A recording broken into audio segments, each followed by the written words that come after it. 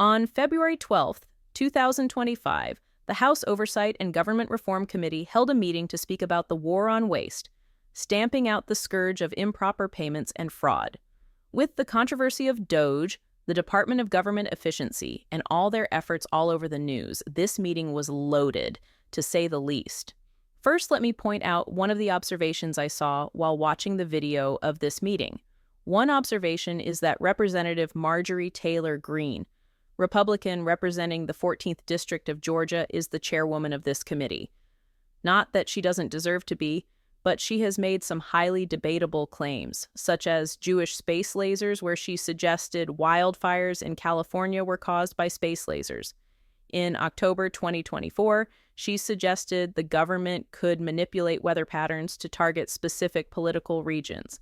She spread a lot of misinformation about COVID-19 and suggested tragic school shootings were staged events intended to promote gun violence, so you can understand why I was taken back a bit to see her as the chairwoman of this committee. This meeting had 4 witnesses testify.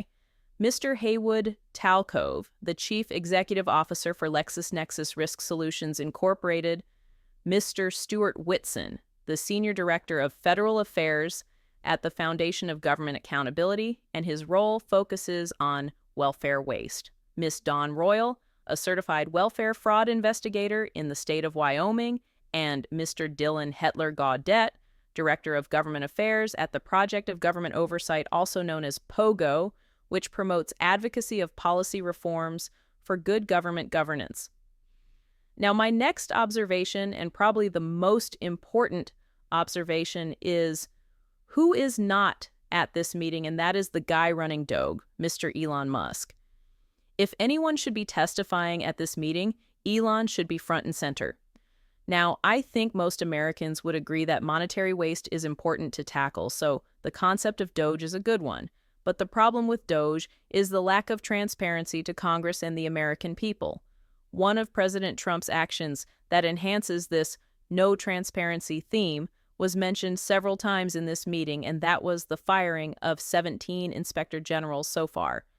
Inspector generals are supposed to be the independent watchdogs within federal agencies responsible for detecting fraud, waste, abuse, and misconduct. There are 74 federal inspector generals overseeing different federal agencies, and 17 have been fired. To add context, let's look at other presidents' records on firing IGs. Barack Obama fired 1. George W. Bush did not remove any IGs, but 2 IGs resigned under pressure. Bill Clinton fired all sitting U.S. attorneys, which is more common, but did not remove any IGs, and Ronald Reagan fired all sitting IGs upon taking office, which is a rare case. So President Trump's dismissal of 17 IGs so far pales to Ronald Reagan's record, but in today's governmental financial climate, 17 IG dismissals and many government agencies being dismantled, along with government employees losing their jobs, this certainly doesn't help the perception that DOGE is going about it the right way. Representative Greg Casar, Democrat who represents the 35th District of Texas, points out the IG firings and the dismantling of federal agencies, which I think summarizes why, although the concept of DOGE is needed and wanted by most Americans, the execution by DOGE needs to be questioned. And this is why Democrats and many Americans are skeptical. Let's take a look. The gentleman yields. I now recognize the gentleman from Texas, Mr. Casar. This subcommittee is supposedly about looking into waste, fraud, and abuse. So I'd like to start talking about independent inspector generals who are supposed to be looking into waste, fraud, and abuse. Mr. Talcove, do you know how many inspector generals at agencies that were investigating Elon Musk's companies have been fired by the Trump-Musk administration? No. It is 5. Ms. Royal, the inspector general at the Department of Labor had 17 open investigations into Tesla and SpaceX. Do you know what the Trump-Musk administration did to that inspector general? No. They fired him, and I think y'all know. Mr. Whitson, the inspector general at the Department of Transportation was investigating Tesla. Do you know what the Trump-Musk administration did to that inspector general? No. They were fired. The Department of Defense's Inspector General was looking into SpaceX. Mr. Hedler, do you know what the Trump-Musk administration did to that Inspector General?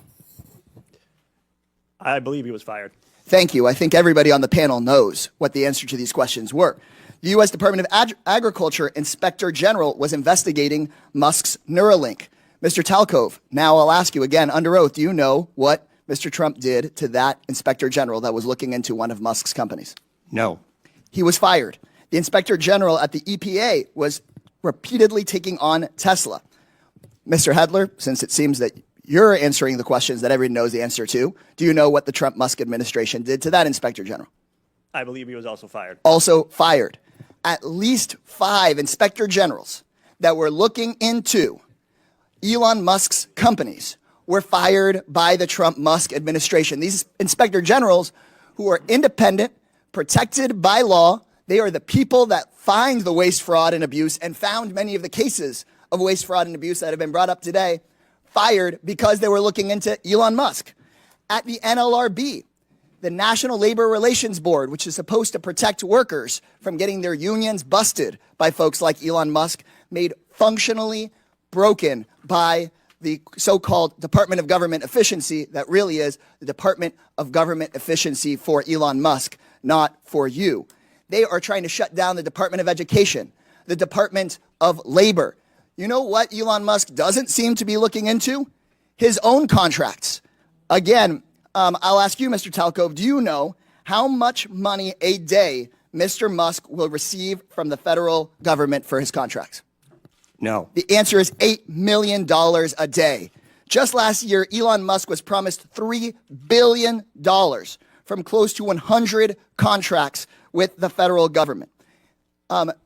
Ms. Royal, do you know how much the average person in this country who survives on Social Security, one of our seniors who's worked their entire life, about how much they have to survive on a day?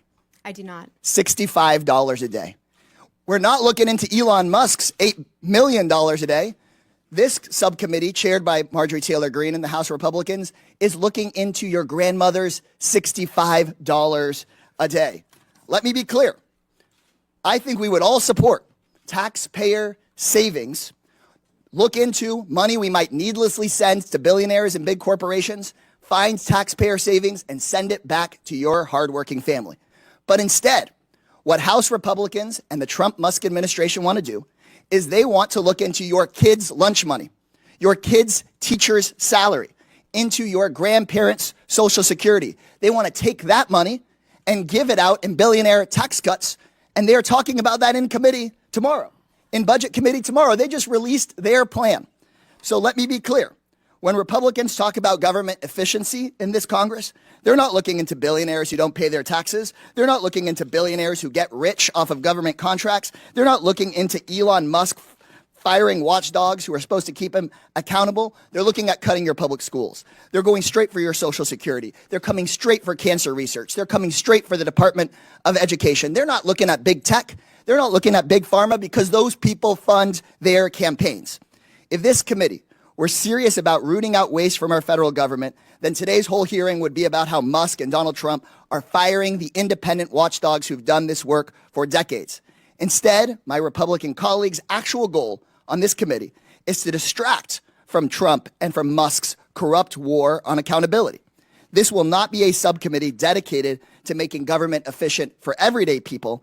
It's about helping Elon Musk and Donald Trump be as efficient as possible in robbing our government and handing out our government services to the rich. So this seems that this subcommittee is just The going to be gentleman's like time the is agency it's named expired. after, The a gentleman's sham, time is expired. a total sham. Once again, the meeting was full of both parties attacking each other more than looking at the solutions the witnesses were recommending. To summarize some of the solutions recommended, they are: 1. Update antiquated systems. 2. Implement identity verification on the front end. 3. Eliminate self-certification and self-attestation.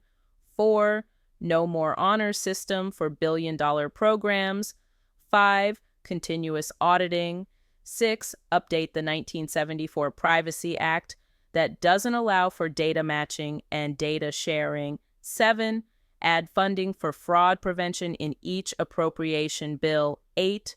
mandate that people found guilty of stealing from benefit programs pay hefty fines and are removed from the program permanently. 9. Eliminate broad-based categorical eligibility. 10. Implement the National Accuracy Clearinghouse, the NAC.